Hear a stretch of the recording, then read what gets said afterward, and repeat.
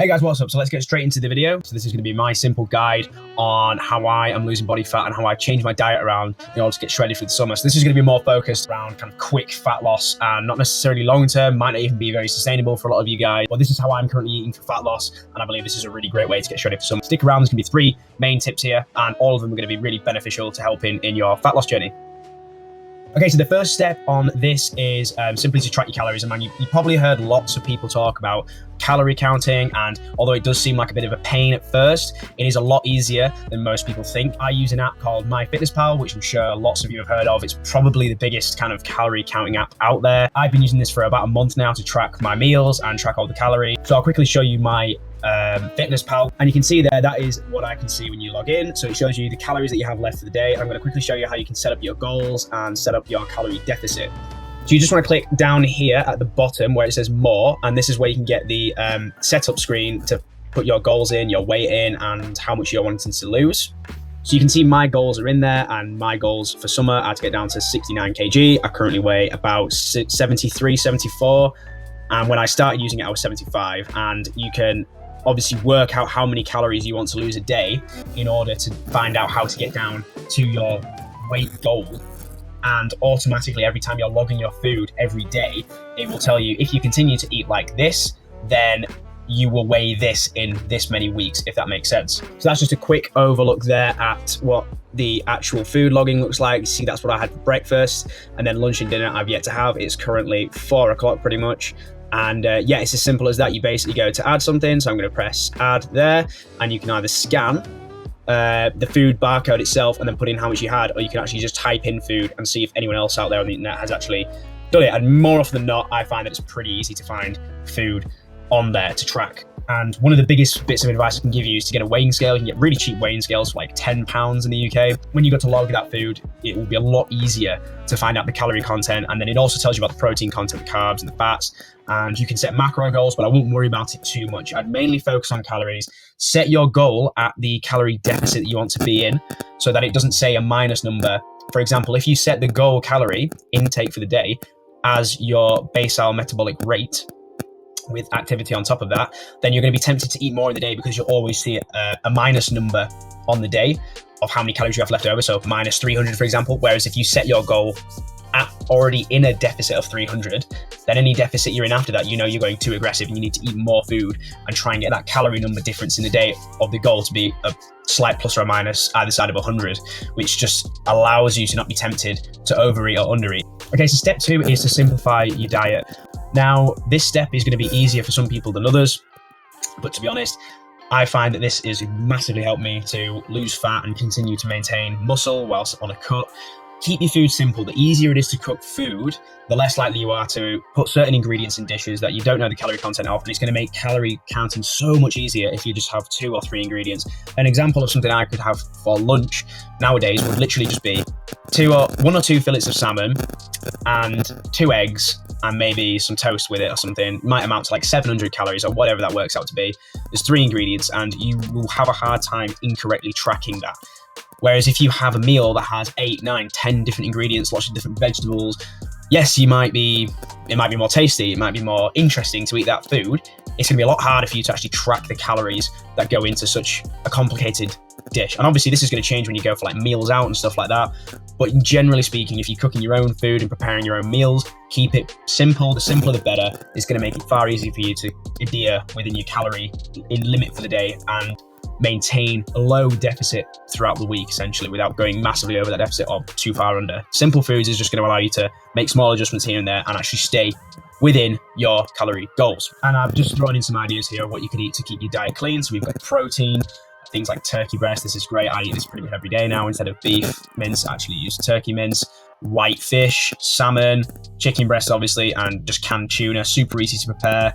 All these foods are really easy to cook and cook very fast as well. And the turkey breast mince cooks faster than you'd think, probably like 10 minutes, and goes to pretty much anything. And you can just eat a bowl of it, and it's quite cheap. So yeah, there's some idea of some protein you can eat. Notice I've not included much red meat on here. That's because the calories in these foods are low and red meat is higher, and it's harder to adhere to a cut and to get that shredded summer physique, 6-pack, V tapered lines, striations in the delts, vascularity. It's harder to achieve that look when you're eating red meats. Okay, carbs. Keeping this simple as well, we've got brown rice if you're wanting something more traditional, like swap out your white rice for brown rice. It's just lower in calories, it's better for you. I've got bread here, I've got a picture of sourdough there, that's just because the bread I eat. All bread's the same really. Try go for brown bread, but white bread's not going to be a problem either. Just track it with MyFitnessPal, and if it's going to be over your calorie limit, don't eat it. If it's under, eat it. Simple as. Kiwis, amazing. Pretty much been eating these all the time now after watching Jeff Nippard's video on them. And yeah, these are like really, really, really good for you. Quite low in calories, packed full of all the vitamins you need and things like that. And yeah, just great for you all around. And then fruit I put in there as well. I have fruit every day before I work out. Just gives you that sugar rush, good sugars that you can use that are fast acting. So it's not like a carb that provides energy throughout the day. It's a fast acting sugars like fructose and things like that just boost your workout. Mix that with caffeine and you're going to be hitting great workouts, and you're not going to get that carb crash that comes with things like bread and pasta and pizza and dough and things like that. For fats then, I've basically just included the fry light stuff. So this is what I used to cook with. It's super easy, 1 calorie per spray. I don't know how accurate that is, but you can just spray the pan a bunch of times and whack 20 calories into MyFitnessPal, and you're not going to go too far wrong with that.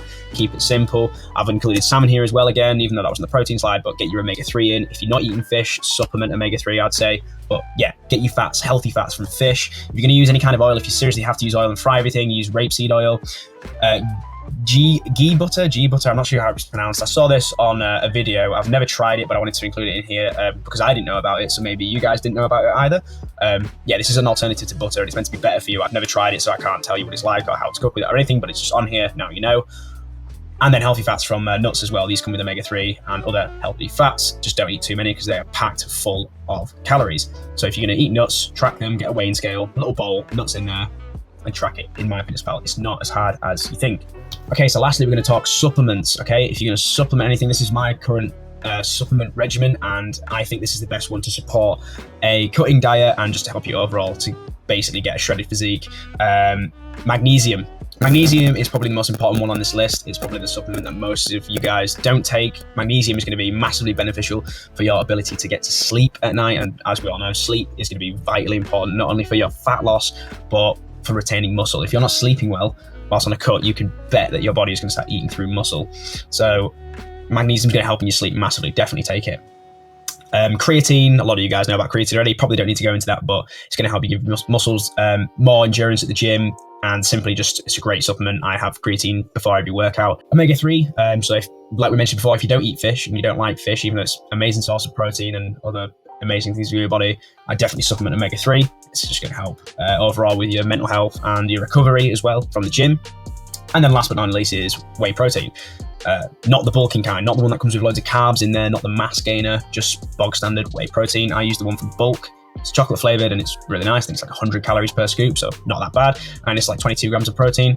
Just helps to basically reinforce protein synthesis, because remember, whilst you're on a cut, your body's going to be looking for energy sources. It's going to go to your fat reserves, but it's also going to go to your muscle reserves. So we want to try and give the body as much protein as possible so it can do as much protein synthesis as possible. And then just for making it to the end of the video, guys, I'm going to give you a little bonus set. I've spoken about this before on other videos, but if you've not already heard about this, intermittent fasting, this is by far one of the best ways to lose body fat for the summer, and quickly as well.